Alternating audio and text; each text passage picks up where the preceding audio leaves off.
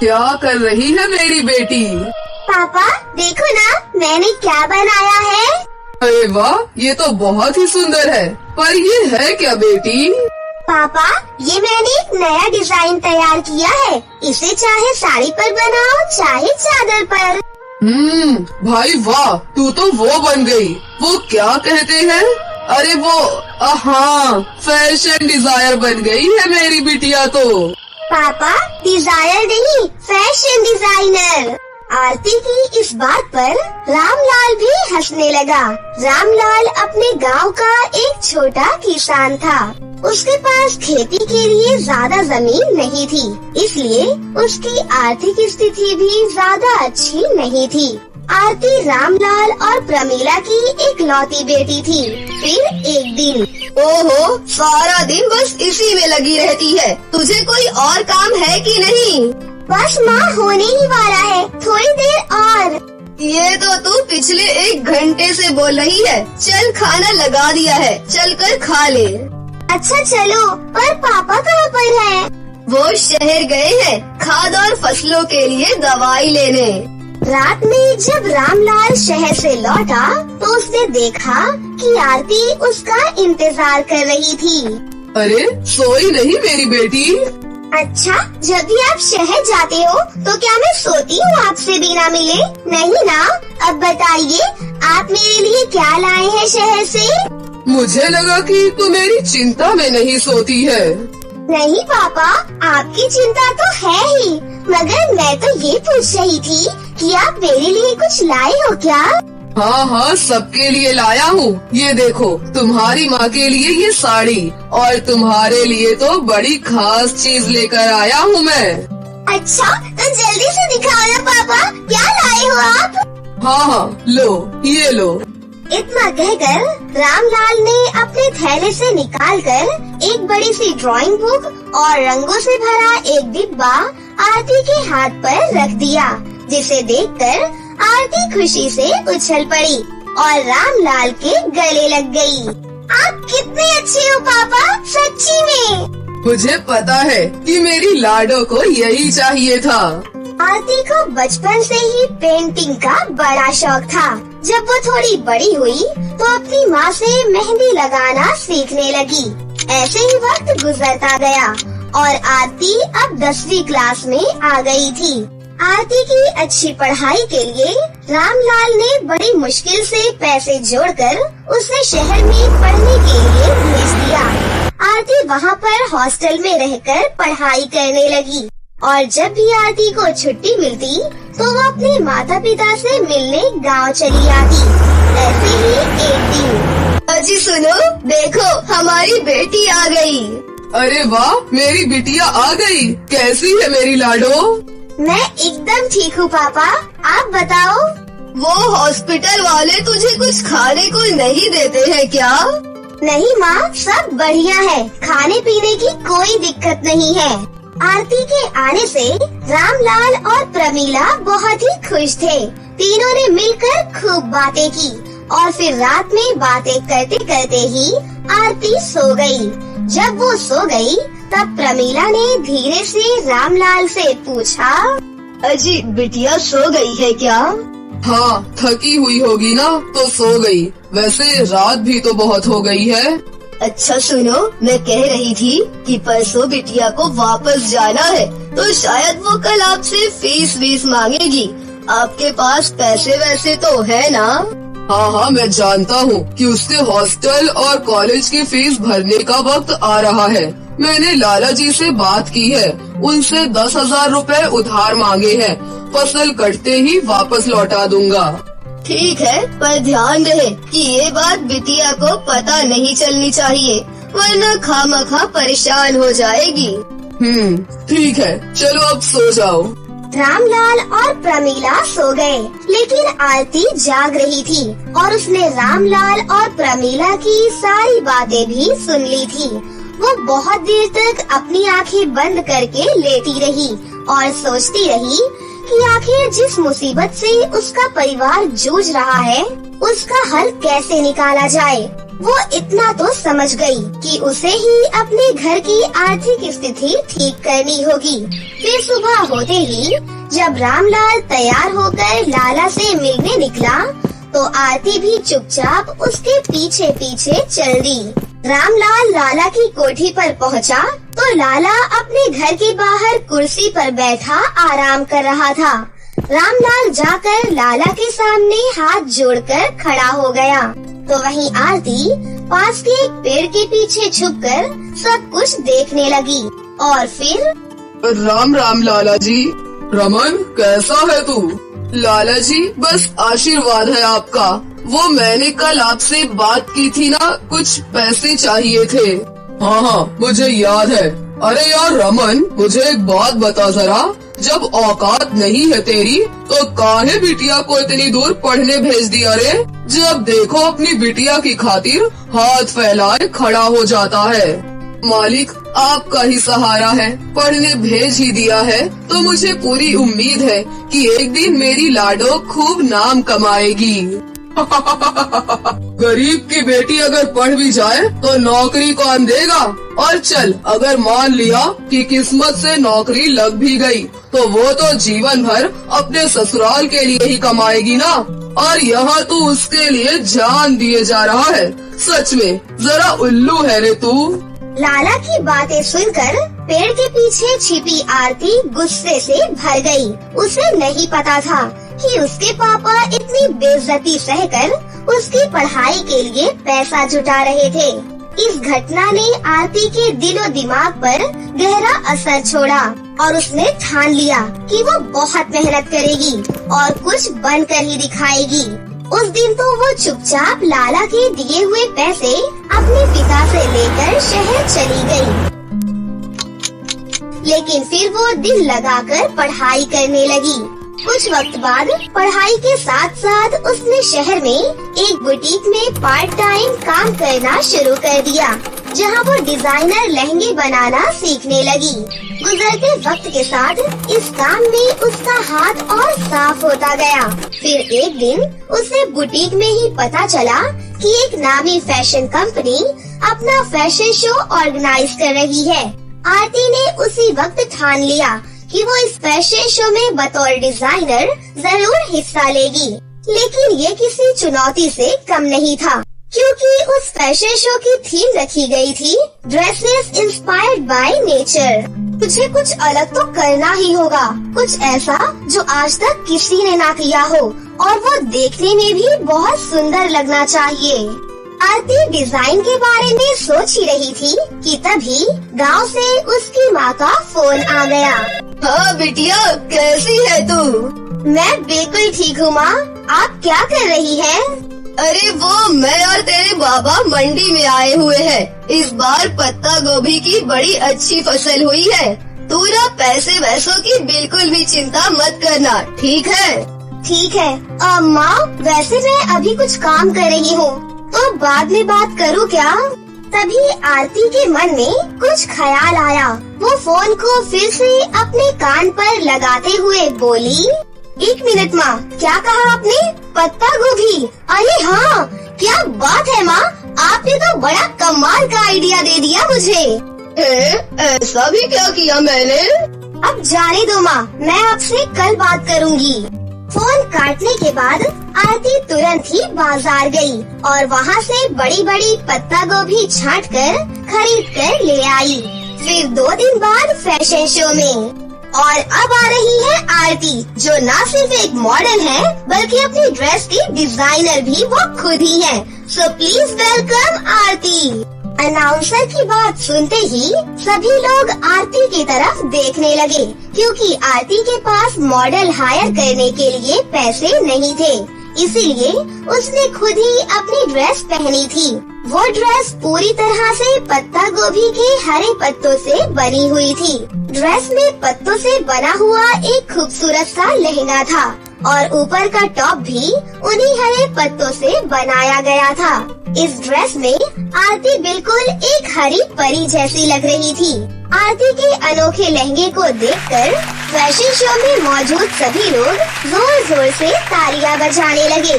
फिर शाम को उसी फैशन शो की पार्टी में। हाय आरती। हाय, मैंने आपको पहचाना नहीं। मैं एक प्रोफेशनल कॉस्ट्यूम डिजाइनर हूँ। मैं आज तुम्हारी ड्रेस से बहुत इम्प्रेस हुआ। एक नई फिल्म आ रही है सलमान खान की। फिल्म एंशियंट टाइम पर बेस्ड है, तो मैं चाहता हूँ कि उस फिल्म में रानी यानी कि हीरोइन का लहंगा तुम डिजाइन करो। तुम कर पाओगी ना? ओह क्यों नहीं सर, मैं बिल्कुल करूँगी। Oh that's really great. ठीक है, तो फिर ये लो एडवांस। ओके, मेरी टीम तुमसे कांटेक्ट कर लेगी। चलो ठीक है, अगली मुलाकात होगी मुंबई में। Okay bye. अनुराग ये बात कहकर वहाँ से चला गया। आरती उसे जाते हुए देखती रही। उसके हाथों में 3 लाख रुपए का चेक था और आँखों में चमक, क्योंकि अब वो सब कुछ आरती के हाथों में था जो वो अपने गरीब माता पिता के लिए करना चाहती थी। हेलो दोस्तों, आज मैं आपको जो कहानी सुनाने जा रही हूँ, ये कहानी है सौतेली माँ और जादुई फ्रॉक के जादू की। तो चलिए दोस्तों, देखते हैं आज की ये कहानी। बहुत समय पहले की बात है। गंगापुर गांव में किरण अपनी सौतेली माँ के साथ रहती थी। किरण की माँ को अभी मरे 2 साल ही हुए थे कि इसी बीच किरण के पिता ने सुरीली से दूसरी शादी कर ली। सुरीली से शादी करने के बाद किरण के पिता अक्सर काम से बाहर रहने लगे, जिसका फायदा उठाकर सुरीली किरण पर बहुत जुल्म किया करती थी। सुरीली की एक बेटी भी थी जिसका नाम जानवी था। किरण के पिता को साल में सिर्फ एक ही बार मौका मिलता था अपने परिवार से मिलने का, इसलिए वो हर महीने शहर से ही पैसे भिजवाते रहते थे। अपने पति के भिजवाए पैसों से सुरीली अपनी बेटी जानवी के साथ बहुत ऐश करती थी। वो अपनी बेटी जानवी के साथ शॉपिंग पर जाती थी, पर कभी भी किरण को लेकर नहीं जाती थी। सुरीली हमेशा किरण से घर का काम करवाती रहती थी। किरण, हम शॉपिंग पर जा रहे हैं। ये सुनकर किरण बहुत ही खुश हो जाती है। ठीक है माँ, मैं जल्दी जल्दी सारे घर का काम खत्म कर लेती हूँ। किसने कहा कि तू भी जा रही है? तू अपना आराम से काम खत्म करना। मैं और जानवी जा रहे हैं, शाम तक आ जाएंगे। मैं और जानवी होटल में खाना खा कर ही आएंगे। फ्रिज में खाना पड़ा हुआ है, वो गरम करके खा लेना तू। इतना कहकर सुरीली जानवी को लेकर शॉपिंग पर चली जाती है। किरण चुपचाप अपने घर का सारा काम खत्म करके बासी खाना गरम करके खा लेती है। ऐसे ही किरण अपने रोजमर्रा की जिंदगी गुजार रही थी कि एक दिन किचन में खाना बनाते समय किरण से गलती से फर्श पर तेल गिर जाता है। तभी किरण बोलती है, अरे नहीं, इतना सारा तेल गिर गया। पहले रोटियां बना लेती हूँ, उसके बाद फर्श साफ कर दूंगी। किरण रोटियां बना ही रही थी कि इतने में उसे जानवी के चिल्लाने की आवाज आती है। मेरी यहाँ भूख से जान निकल रही है, मेरे लिए जल्दी से खाना लेकर आओ। बस अभी लेकर आई। इसके बाद किरण जानवी के लिए फटाफट गर्मा गर्म खाना लेकर जाती है और जानवी घपाघप खाना खाने लगती है। पर किरण फर्श साफ करना भूल जाती है कि तभी सुरीली का पैर फर्श पर पड़े तेल पर फिसल जाता है और सुरीली जोर से जमीन पर गिर पड़ती है। हाय दैया, मर गई, मेरी कमर टूट गई। इस कलमुनी ने फर्श पर तेल फेंक रखा था। सुरीली की आवाज सुनकर जानवी और किरण फौरन वहाँ भागते हुए पहुँचती हैं। हाय राम, जल्दबाजी में मैं तो फर्श पर गिरा तेल साफ करना ही भूल गई। तभी सुरीली उठ खड़ी हुई और गुस्से से लाल पीली होकर किरण से बोली, क्यों रे, तूने मुझे मारने का प्लान बनाया था क्या? सुरीली इतना बोलकर किरण को बहुत मारती है और बोलती है, मुझे लगता है आज के लिए इतना काफी है। जानवी बेटा, तैयार हो जाओ, हम पहले डॉक्टर के पास जाकर मेरी कमर की दवा लेंगे। उसके बाद मैं तुम्हें एक नई फ्रॉक दिलाकर लाऊंगी। और तू कलमुही, घर का सारा काम हो जाना चाहिए और जल्दी से फर्श भी साफ कर दे। इतना बोलकर सुरीली किरण के साथ फिर से शॉपिंग करने निकल जाती है। वहीं दूसरी तरफ किरण अपने कमरे में बैठकर बहुत रोती है। थोड़ी देर बाद सुरीली और जानवी भी वापस घर पर आ जाती हैं। घर पर आते ही जानवी किरण से कहती है, ये देख किरण, माँ ने आज मुझे कितना सुंदर फ्रॉक दिलाया है ना? जानवी के पास नए नए कपड़े देखकर किरण का मन अंदर से दुखी हो जाता था, क्योंकि किरण को केवल त्योहार पर ही नए कपड़े मिलते थे। किरण अपने कमरे में अपनी माँ की तस्वीर के सामने जाकर कहती है, माँ, जब से तुम गई हो पिताजी के पास तो समय ही नहीं है मेरा हाल पूछने के लिए। मेरा भी बहुत मन करता है नई फ्रॉक पहनने का। नई माँ और जानवी रोज शॉपिंग पर जाती हैं, लेकिन मैं क्या करूँ, मुझे लेकर ही नहीं जाती और न ही मेरे लिए कुछ लेकर आती है। मैंने कुछ कहा तो मेरी पिटाई कर देती है। मुझे भी आपके पास आना है माँ। ये कहते कहते किरण सिसक कर रोते हुए सो गई। जब सुबह किरण की आँख खुलती है तो वो देखती है कि उसके बेड के पास एक सुंदर सी फ्रॉक रखी है और वो बहुत ही खूबसूरत और चमक रही है। अरे ये किसकी फ्रॉक है? देखने में तो बहुत सुंदर लग रही है, लेकिन ये मेरी तो नहीं हो सकती। कि तभी किरण के सामने उसकी माँ की आत्मा प्रकट हो जाती है। किरण अपनी माँ को देखकर बहुत खुश हो जाती है। माँ, कहाँ थी तुम? माँ, कहाँ थी तुम? इतने दिनों से मुझे छोड़कर तुम कहाँ थी? मैं तेरे पास ही रहूंगी बेटी, बस कुछ कारण की वजह से मैं तुझे दिखाई नहीं दूंगी। ये फ्रॉक मेरा उपहार समझकर रख लेना। ये फ्रॉक कोई मामूली फ्रॉक नहीं, बल्कि एक जादुई फ्रॉक है। तुम इससे जो भी मांगोगी ये तुम्हें सब कुछ देगा। कोई भी अगर गलत मंशा से तुम्हारे फ्रॉक को छूने की कोशिश करेगा तो उसके मन की सारी बुराई खत्म होकर अच्छाई जाग जाएगी। पर मैं चाहती हूँ कि आप मेरे पास रहो माँ। मैं तो हर जगह मौजूद हूँ मेरी बच्ची। तुम्हारी नई माँ तुम पर बहुत जुल्म करती है, मैं जानती हूँ। उसकी सजा उसे जरूर मिलेगी। इतना बोलकर किरण की माँ वहाँ से गायब हो जाती हैं। उस दिन किरण उस जादुई फ्रॉक को पहनकर बहुत सुंदर लग रही थी। वो फ्रॉक पहनकर किरण घर के सारे काम कर रही थी कि तभी जानवी की नजर किरण के फ्रॉक पर जाती है। तभी जानवी बोलती है, ए किरण, ये फ्रॉक मुझे दे दे। इतनी सुंदर फ्रॉक तुम्हारे ऊपर जच नहीं रही है। नहीं जानवी, ये फ्रॉक तो मैं तुम्हें नहीं दे सकती, क्योंकि ये फ्रॉक मेरी माँ की आखिरी निशानी है। तभी सुरीली भी वहाँ पर आकर कहती है, मेरी बेटी को जो पसंद आ गया वो मैं उसके नाम कर देती हूँ। तो तेरी ये फ्रॉक क्या चीज है? जल्दी से फ्रॉक उतार कर मेरी बेटी को दे दे, वरना तुझे पता है ना तेरे साथ क्या होगा। किरण डर जाती है, लेकिन फिर भी वो अपना आत्मविश्वास नहीं खोती है और बोलती है, नहीं माँ, बस आपसे एक ही विनती है, बस आप ये फ्रॉक मत लो मुझसे माँ। लगता है तू ऐसे नहीं मानेगी, रुक जा, तुझे तो अभी बताती हूँ। ये कहते हुए सुरीली किरण के फ्रॉक को हाथ लगा देती है। फ्रॉक को हाथ लगाते ही सुरीली को एक जोरदार बिजली का करंट लगता है और सुरीली जोर जोर से रोने लगती है। अब आपको क्या हुआ माँ? आप रो क्यों रही हो? मुझे माफ कर दे किरण बेटी, मैंने तुझ पर बहुत जुल्म किए। मैं एक पापी औरत हूँ, मुझे सजा मिलनी चाहिए। तभी किरण समझ जाती है कि ये जादुई फ्रॉक का ही जादू है, लेकिन जानवी को कुछ भी समझ में नहीं आ रहा था।